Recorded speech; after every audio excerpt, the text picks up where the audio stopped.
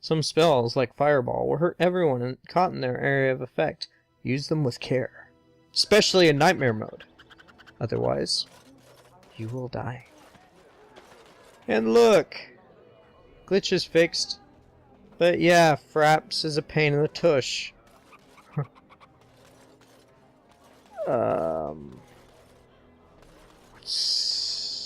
This is not good. This is not good. This is not good. Either this needs a moment to load up. I suppose he's just going off to do some shopping. Because he's trotting off happily. Prince Fluffernutter runs up to you happily. He appears to have found a friend.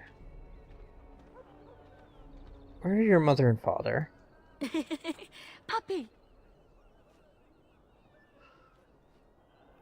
If he comes with us, he's going to have to fight Darkspawn. I know he's too young, that's my point. What? No mention of dessert?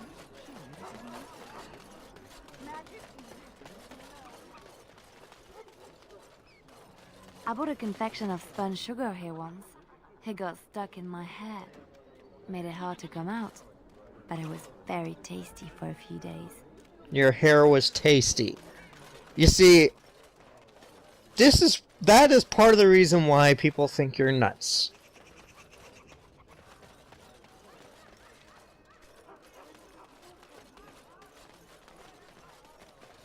Am I even going in the right direction? No, I am not. I just realized I'm not. My brother and his family made it out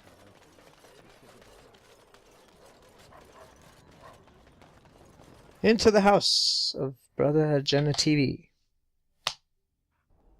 How do we know this is the house? Let's just assume that the group decided to go say hey to everybody in the middle of the street and be like, where would we find an old coot who's trying to find some ashes that used to belong to some lady who got burned at a stake?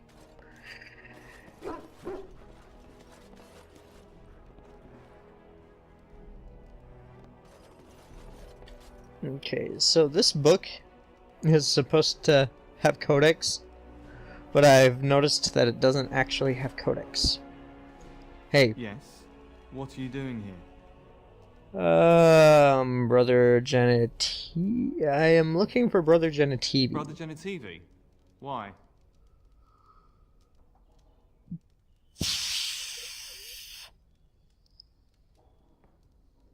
I would like to speak to him about his research. His research? Ah, you mean his search for Andraste's ashes? He was on the trail of the Urn of Sacred Ashes, yes. Whether he found it, the Maker only knows. I haven't seen Brother Genitivi in weeks. He sent no word. It's so unlike him. I'm afraid something has happened. Genitivi's research into the urn may have led him into danger.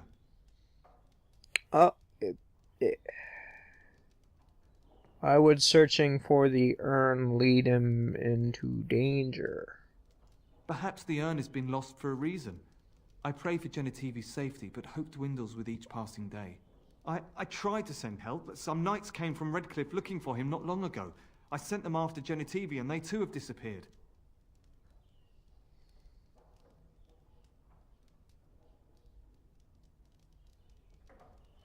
Where did you send them? Now, don't ask me where they went. You'll go after them. And what if ill luck should befall you too? This search is a curse on all of us.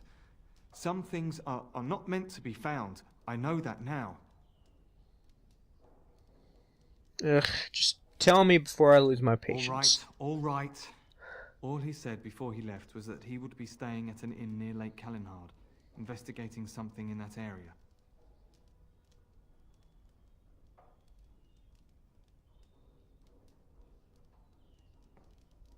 What exactly was he I don't know. investigating? All I discovered from going through his research was that he was staying at the inn.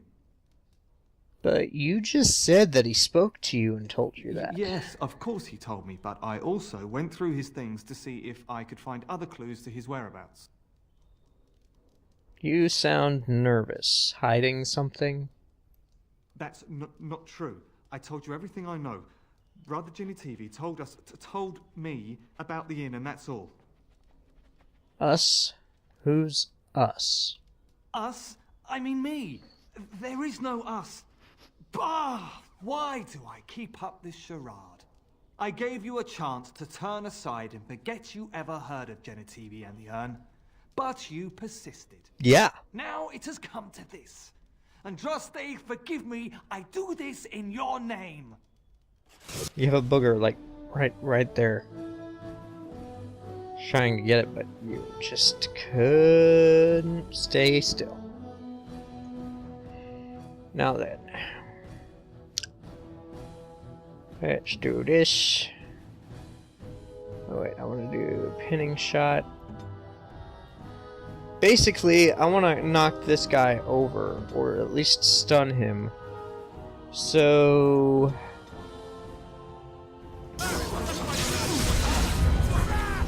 because, yeah, he can do some magic, and it's beautiful. Which is why I totally just obliterated him there. Anyway, I noticed that some codex popped up, so it's time to read more stuff. Okay. As it is the duty of all true sons of Chantry to make the chant heard from every corner of the world, I made it my mission to find as many corners of the world as possible. The Maker can hardly expect us to do one without the other. Excerpt from In Pursuit of Knowledge, The Travels of a Chantry Scholar by Brother Genitivi. Brother Genitivi is one of the Chantry's most well-known scholars, primarily on the basis of the stories he has published, which many of his contemporaries dismiss as fanciful, of his travels across the length and breadth of Thedas. His travels, and rather too curious nature, led him to a study of folklore, which gave him the notion that he could track down that most debated of all artifacts, the Urn of Sacred Ashes. He announced that he had found what appeared to be the trail of the urn left in the legends of the regions through which it had passed, from Rathos on its way into hiding. Basically, he's searching for either the Holy Grail or the Ark of the Covenant of the Dragon Age universe. Man, why couldn't I think of the word? Anyway. Chantry Hierarchy. The Divine is the titular head of the Chantry, although since the schism split the Imperial Chantry into its own faction, there are now, in fact, two Divines at any one time. One Divine, informally called the White Divine, is a woman housed in the Grand Cathedral in Valrayo. The other, known as the Black Divine, is a man housed in the Argent Spire in Minrathos. Neither divine recognizes the existence of the other, and the informal names are considered sacrilegious.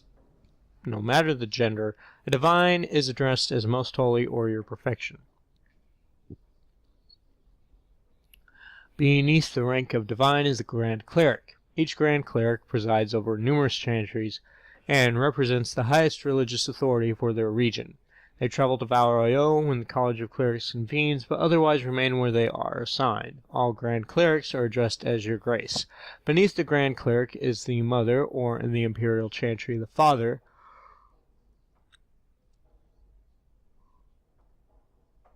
Excuse me. If a mother is in charge of a particular chantry, revered is appended to her title. These are the priests responsible for administering to the spiritual well-being of their flock.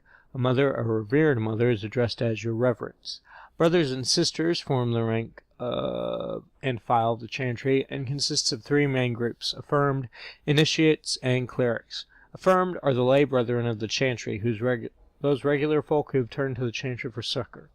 Often they are people who have led a different or irreligious life and have chosen to go into seclusion, or even orphans and similar unfortunates who are raised into the chantry life. The affirmed take care of the chantry are in turn afforded a life of quiet contemplation, no questions asked. Only those folk who take vows become initiates. These are men and women in training, whether in academic knowledge or the martial skills of a warrior. All initiates receive an academic education, although only those who seek to become Templars learn how to fight in addition. Clerics are the true academics of the Chantry, those men and women who have dedicated themselves to the pursuit of knowledge. They are often found in Chantry archives, sages presiding over libraries of books and arcane knowledge. The most senior of these clerics, placed in charge of such archives, are given the title Elder, although such a rank is still beneath that of Mother. All their brothers and sisters are addressed simply by noting their title before their name, such as Brother Genitivi, from a guide for ambassadors from Mervain. And I don't think it's in this room, but I know there's another book somewhere in here. Genitivi's research. The body of the real Wayland. And the research notes are not actually codex, so I don't have to read them, which is great because there'll probably be something along the lines of his speculation and such. See, I knew there was another book in here. Dragon cults. Something you just randomly keep in your kitchen. Text about dragon cults. Let us suggest for the moment that a high dragon is simply an animal. A cunning animal to be sure, but in possession of no true self-awareness or sentience. There has not, after all, been a single recorded case of a dragon attempting to communicate or performing any act that could not likewise be attributed to a clever beast. How, then, does one explain the existence of so-called dragon cults throughout history? One dragon cult might be explainable, especially in light of the reverence of the old gods and the ancient Tevinter Imperium.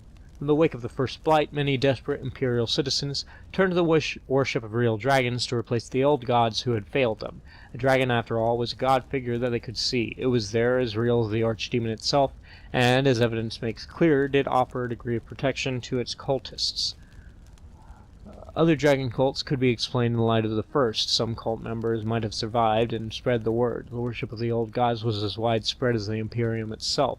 Certainly such secrets could have made their way into many hands, but there have been reports of dragon cults even in places where the Imperium never touched, among folks who had never heard of the old gods or had any reason to. How does one explain them? Members of a dragon cult live in the same lair as a high dragon, nurturing and protecting its defenseless young. In exchange, the high dragon seems to permit those cultists to kill a small number of those young in order to feast on draconic blood. That blood is said to have a number of strange long-term effects, including bestowing greater strength and endurance, as well as an increased desire to kill, and may breed insanity as well. Navarran dragon hunters have said these cultists are incredibly powerful opponents. The changes in the cultists are a form of blood magic, surely, but how did the symbiotic relationship between the cult and the high dragon form in the first place? How do the cultists know to drink the dragon's blood? How did the high dragon convince them to care for its young, or know that they would? Is there more to draconic intelligence than we have heretofore guessed at? No member of a dragon cult has ever been taken alive, and what accounts exists from the days of the Navarran hunters record only mad rants and impossible tales of godhood. With dragons only recently reappearing and still incredibly rare, we may never know the truth, but the question remains. From Flame and Scale by Brother Florian, Chantry Scholar, 928 Dragon. See, this makes me wonder, do all dragons in the Dragon Age universe actually have sentience? And the fact of the matter is we're helping to kill off a race, an ancient race in Thedas? And that the reason for them not actually trying to converse with humans is because they basically see human beings and elves and dwarves and kunari as ants in comparison, so they don't really see them as sentient beings, but more like pests. Thus, the constant conflict between the two, because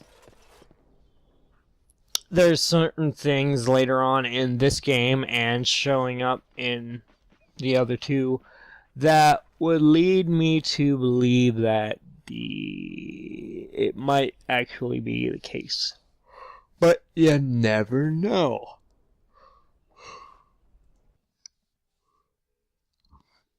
I haven't beaten the third game yet, nor have I beaten all of the DLC content for the second one.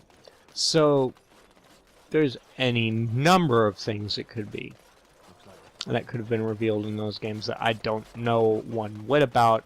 Thus, I'm speculating completely at this point.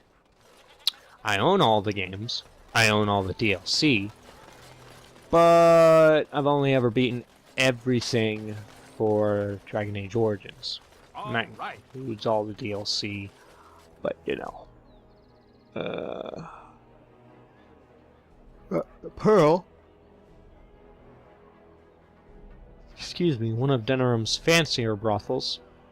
A run-down back street, which is a seldom-traveled back road amongst the warehouses of the Dock Sticks district.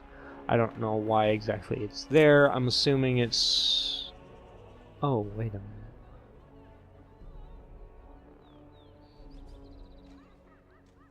What is that?